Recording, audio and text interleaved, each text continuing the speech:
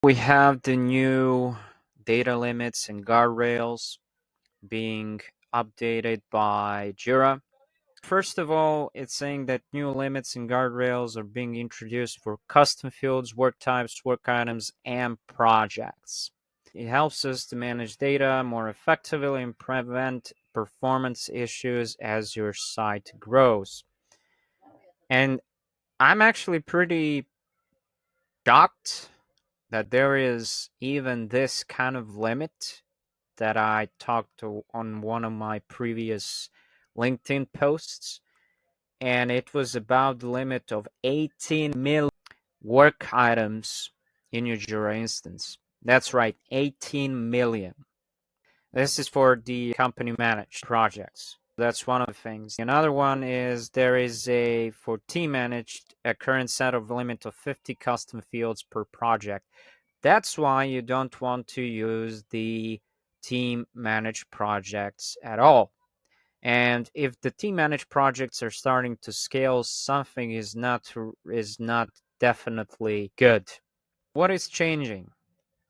These limits are starting from the February, and the limits are the fields: maximum 700 fields per project, work types maximum 150 work types per project. Guardrails and best practices, and saying guardrails: work items 18 million and projects 8,400 projects per site. I don't know out there if one of the biggest companies they're using Jira. Let me just go through it. I'm gonna say tech companies using Jira. Top Jira companies out there. We have Walmart, we have Lumen, we have Visa, we have Ford, and we have JP Morgan. So we have those companies that are basically using Jira. And you're telling me that they're actually having 8,400 projects. I don't think so.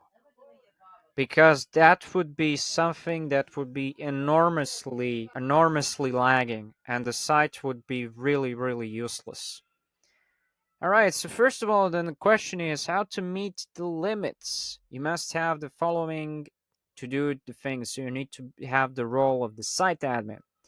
So first of all, it's saying start by understanding your site's current usage. That is actually a pretty interesting thing to have, because you have this tool that is going to be enabled, or it already is being enabled in your Jira site, that is actually being called the Site Optimizer.